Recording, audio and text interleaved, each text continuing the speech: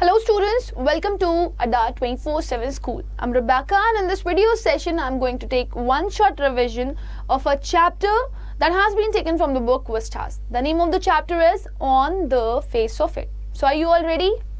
Yes. So let us begin.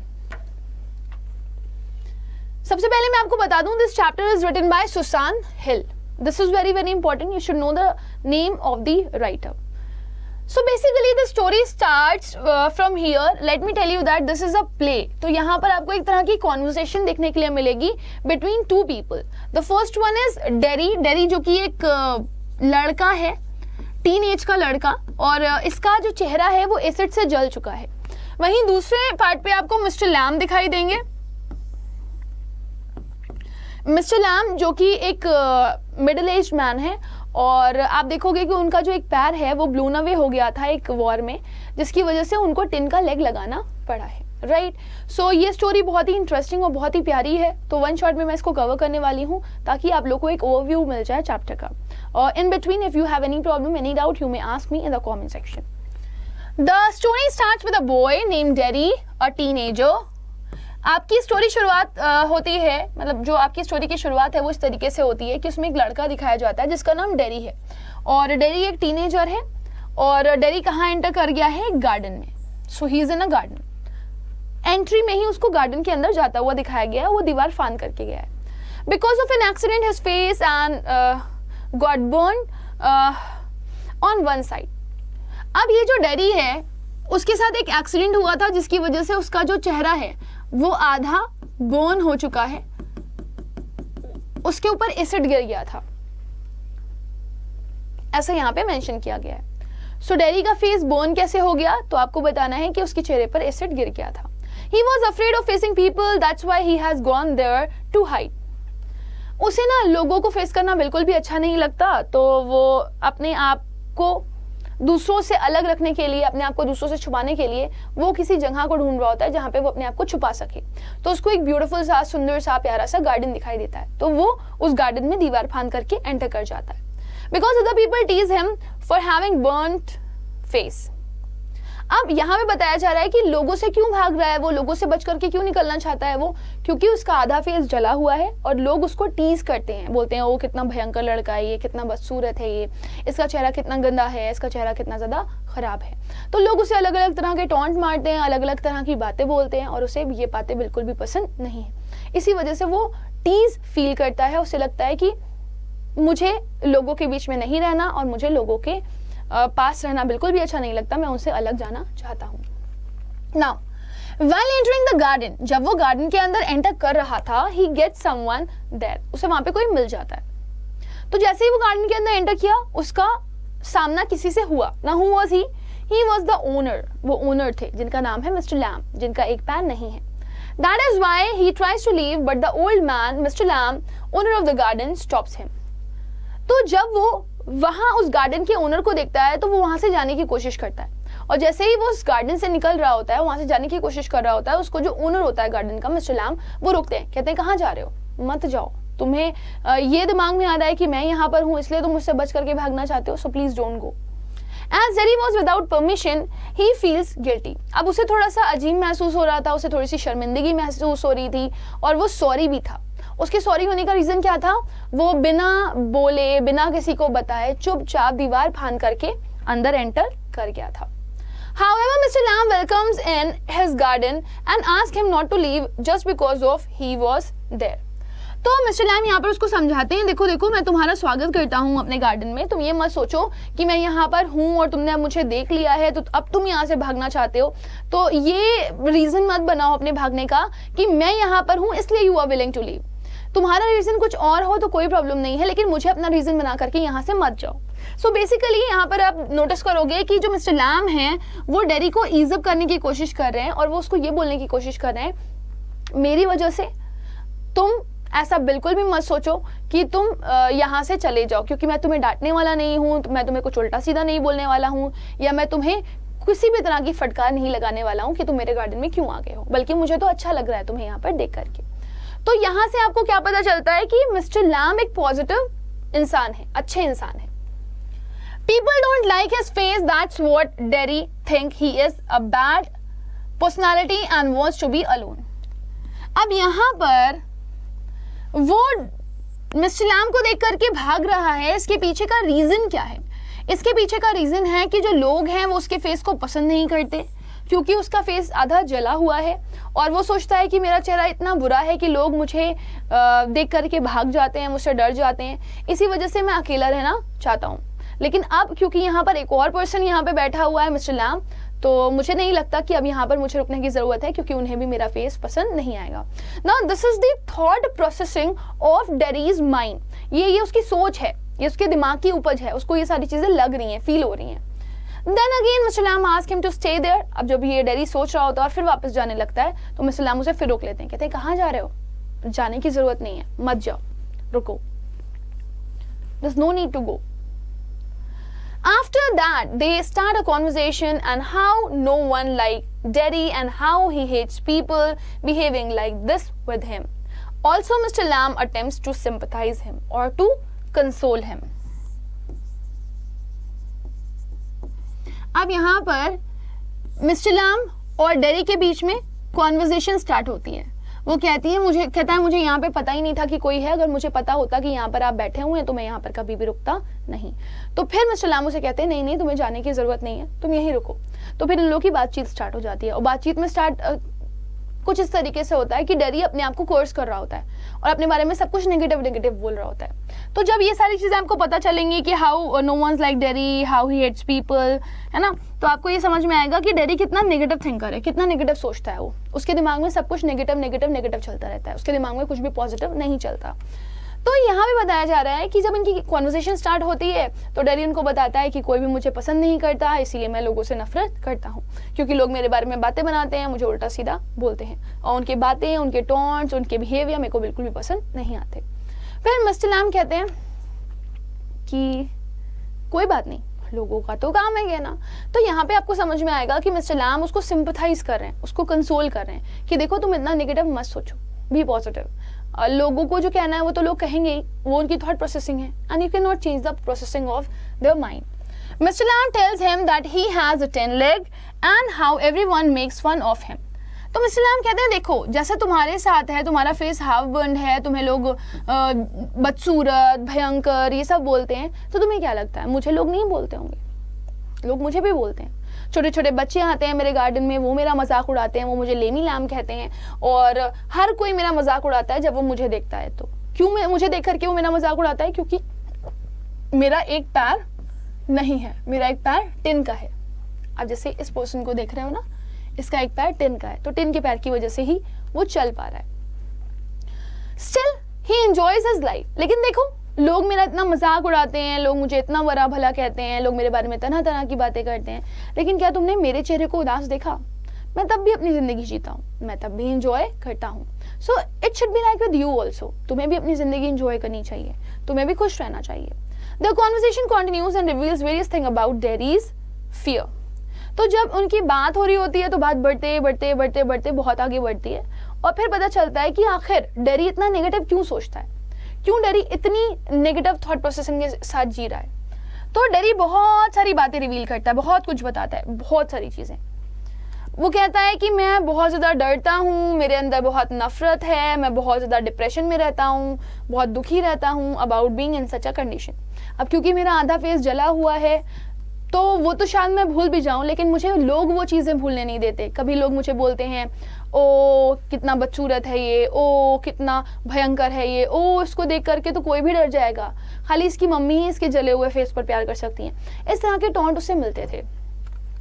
तो वो कहता है कि शायद अगर मैं सिर्फ अपने थॉट्स के साथ जी रहा होता तो मैं कभी दुखी ना होता, लेकिन क्योंकि लोग मुझे आकर के तरह तरह की बातें बोल देते हैं, इस वजह से मुझे दुख होता है, मुझे डर लगता है, मुझे नफरत होती है लोगों से और मुझे डिप्रेशन भी होता है। आई फील डिप्रेस्ड बिकॉज वो मुझे तरह तरह की बातें बोलते हैं और इसी वजह से मेरी कंडीशन ये है, मैं इतना नेगेटिव हूँ, मैं लोगों को बिल्कुल भी पॉजिटिवली नहीं लेता, मैं उनके बारे में बहुत उल्टा सीधा सोचता हूँ, मैं एक पेसिमिस्ट बन चुका हूँ।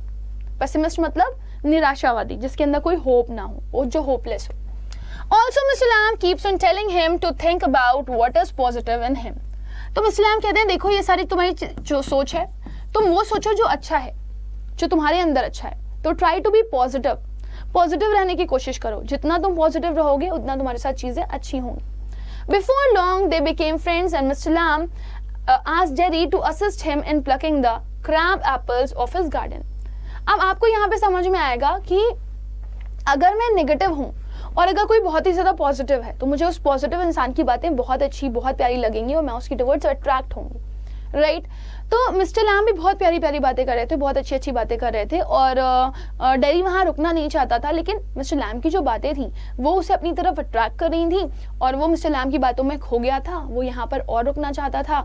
उसकी दोस्ती कहीं ना कहीं मिस्टर लैम से हो गई थी. ऑल्दो वो उस चीज़ को शो नहीं कर रहा है, वो रेबल करता है कि आप मुझे अपना दोस्त समझते हो, उसका मतलब ये नहीं है कि मैं आपका दोस्त हूँ. मैं आपका दोस्त कभी नहीं हो सकता. तो जब थोड़ा थोड़ा अंदाजा हो जाता है मिस्टर लैम को कि लैम कहते हैं कि अगर तुम डेरी मेरे साथ कंफर्टेबल हो तो आओ हम लोग एप्पल्स तोड़ते हैं, क्योंकि उनके गार्डन में एप्पल्स के पेड़ हैं, पके हुए एप्पल्स वहां पे मिलेंगे. तो वो डेरी से कहते हैं कि क्या तुम मुझे असिस्ट करोगे, असिस्ट मतलब हेल्प करोगे, in plucking the crab apples of his garden. मेरे गार्डन में एप्पल्स के पेड़ हैं जैसा कि तुम देख सकते हो और ये क्रैब एप्पल्स हम लोग को तोड़ने हैं, तो आओ चलो प्लक करते हैं. प्लक का मतलब होता है तोड़ना. ऊपर से कोई चीज अगर तोड़ते हो आप तो that means pluck. Derry tells him that he had come too long from his home. Derry उसको बताता है मिस्टर लैम को कि मेरा घर बहुत बहुत बहुत दूर है. आप ये मत सोचो मेरा घर बहुत पास में है. और and hadn't told anything at home, और मैंने घर पे कुछ बताया भी नहीं है. मेरा घर यहाँ से इतनी दूर है, मैंने अपनी मम्मी को कुछ बताया भी नहीं है, तो मैं यहाँ पे नहीं रुक सकता. अगर मैं यहाँ पे ज़्यादा देर रुक गया तो मुझे लेट हो जाएगा और फिर मेरी मम्मी गुस्सा कर रही होंगी घर पे, बहुत ही ज़्यादा परेशान हो रही होंगी, जो कि मुझे बिल्कुल भी पसंद नहीं है, क्योंकि उनको ये लगता है कि एक टीनेज बच्चा कहीं जा नहीं सकता बाहर, बट उन्हें पता होना चाहिए कि एक टीनेज बच्चा जा सकता है बाहर. तो यहाँ पे आपको ये समझ में आ रहा होगा कि मिस्टर लैम की बातों से भले ही डेरी पॉजिटिव हो गया हो, लेकिन डेरी जो बातें कर रहा है उसे ये समझ में आ रहा है कि उसके घर पे कोई भी किसी भी तरह की पॉजिटिव बात नहीं करता. सब बहुत नेगेटिव रहते हैं, बहुत ज़्यादा negative. Everyone is so much negative. And hadn't told anything at home. तो डेरी उनको बताता है कि मैं बहुत दूर से आया हूँ, मैंने अपने घर पर कुछ बताया भी नहीं है, घर पे सब लोग मेरी फिक्र कर रहे होंगे और फस कर रहे होंगे, जो कि मुझे पसंद नहीं है. So mister Lam ask him to take permission from his mother. तो मिस्टर लैम कहते हैं ठीक है कोई बात नहीं, घर जाओ, अपनी मम्मी से परमिशन लो तब आ जाओ. तो डेरी कहता है कि नहीं, मैं मम्मी से परमिशन नहीं ले सकता, मम्मी मुझे जाने की इजाज़त नहीं देंगी, ऐसा होगा वैसा होगा, बहुत सारी बातें. Then but Derry finds it difficult. Derry को लगता है कि अगर मैं मम्मी से पूछने गया, मम्मी तरह तरह की बातें बनाएंगी, ना वो मुझे यहाँ पर आने देंगी, वो बहुत सारे फर्स्ट क्रिएट करेंगी, and that is going to be very very bad. And this leads to a small argument between both of them. और वो नहीं चाहता कि वो अपनी मम्मी से झगड़ा करे, बहस करे, किसी तरह की कोई फालतू बात करे. इस वजह से वो कहता है नहीं मुझे नहीं आना. वो मिस्टर लैम को बोलता है नहीं मैं नहीं आऊँगा, they won't allow me. Finally वो मिस्टर लैम उसको तरह तरह की बातें बोलते हैं. वो कहते हैं कि नहीं ऐसा कुछ भी नहीं है कि तुम्हारी मदर तुम्हें आने नहीं देंगी, तुम इसलिए नहीं आ रहे हो क्योंकि तुम आना नहीं चाहते हो, एंड आई नो कि तुम आना नहीं चाहते हो, इसी वजह से तुम ये सारी हरकतें कर रहे हो. Derry agrees and tells Mr. Lamb that he would come back after asking permission from his mother. और after taking, आप ऐसे भी लिख सकते हो यहाँ पे after taking. तो डेरी कहता है कि नहीं नहीं मैं जा रहा हूँ घर, मैं अपनी मदर से परमिशन लेकर के आता हूँ, आप रुको, आप देखना मैं आऊँगा. अब यहाँ पे आपको एक चीज़ पता चलेगी कि डेरी थोड़ा स्टबन है. अगर उससे कोई कह दे कि तुम ये नहीं कर सकते तो वो चीज़ करने के लिए तैयार हो जाता है. Right now however his mother does not give him permission but he came back to fulfill his promise. उसकी मदर उसको परमिशन नहीं देती हैं. उसकी मम्मी बोलती है मुझे पता है कि तुम कहाँ गए हो. लोग उसके बारे में तरह तरह की बातें बनाते हैं. किसके बारे में? मिस्टर लैम के बारे में. तो तुम एक ऐसी जगह पे रह रहे हो जो बिल्कुल अच्छा इंसान नहीं है, तुम उसके पास मत जाओ. लोग उसके बारे में उल्टा सीधा बोलते हैं, तरह तरह की बातें बनाते हैं, ये वो, तुम्हें बहुत सारी नेगेटिव बातें बोलती हैं. बट डेरी को यहाँ पे गुस्सा आता है. वो अपनी मम्मी को सुनता ही नहीं है. उसकी मम्मी उसे परमिशन नहीं देती है, लेकिन फिर भी वो अपना प्रॉमिस पूरा करने के लिए मिस्टर लैम के पास आता है. अब जब वो मिस्टर लैम के पास आएगा तो क्या होगा वो हम यहाँ देखेंगे. In between, Mr. Lamb climbs a ladder on his own to pluck the crab. अब क्योंकि काफी लेट हो गया होता है तो मिस्टर लैम खुद ही सीढ़ी लेकर के चढ़ जाते हैं पेड़ के ऊपर एप्पल्स तोड़ने के लिए. लैडर का मतलब है सीढ़ी. खुद से ही चढ़ गए क्रैब एप्पल्स तोड़ने के लिए. As he was sure that Derry would not return. जैसा लग रहा था मानो मिस्टर लैम को ऐसा लग रहा हो कि डेरी नहीं आएगा. And he was completely sure about this कि डेरी नहीं आने वाला है, इसीलिए मुझे ये काम करना पड़ रहा है। Moreover, because of his disability, it was difficult for him to climb. अब क्योंकि वो फिजिकली सही नहीं थे, फिट नहीं थे, अपनी डिसेबिलिटी की वजह से वो स्टेयर्स पर, लैडर पर चढ़ते तो हैं लेकिन वो गिर जाते हैं, और फिर जब वो नीचे गिरते हैं तो वो मर जाते हैं। तो ये बताया जा रहा है कि चढ़ने के बावजूद भी, क्रैब एप्पल तोड़ने के बावजूद भी वो सीढ़ी से नीचे गिर गए और फिर वो मर गए। ऑन द कंट्रारी, वहीं दूसरी तरफ क्या हो रहा होता है, Derry returns to the garden. Derry garden आया है टू हेल्प मिस्टर लैम की मदद करने के लिए। On entering the garden he gets mister Lam lying on the floor. लेकिन जब वो गार्डन के अंदर एंटर करता है तो वो क्या देखता है कि मिस्टर लैम तो जमीन पर पड़े हुए हैं। अब देखो, डेरी ने अपना प्रॉमिस निभाया, डेरी मिस्टर लैम के पास आया, लेकिन मिस्टर लैम जो कि उसे इतनी पॉजिटिव बातें बता रहे थे, इतना कुछ अच्छा बोल रहे थे, हर कुछ बेस्ट ऑफ बेस्ट बोल रहे थे, वो अब उसके सामने मरे हुए पड़े हुए हैं, राइट। तो हर टाइम आपको कोई पॉजिटिविटी देने के लिए नहीं आता, हर टाइम आपको कोई अच्छी चीजें बताने के लिए नहीं आता, आपको अपनी सोच को पॉजिटिव करना होता है, क्योंकि आज नहीं तो कल हर इंसान को आपसे दूर चला ही जाना है। Further he attempts to call him but didn't get any response. अब वो उनको उठाता है, कहता है मिस्टर लैम देखिए आपने मेरे से कहा था कि तुम आना, देखो मैं आ गया हूँ, मिस्टर लैम प्लीज उठिए, मिस्टर लैम आप उठिए, आप उठ क्यों नहीं रहे, आप कुछ बोल क्यों नहीं रहे, मिस्टर लैम कुछ बोलिए।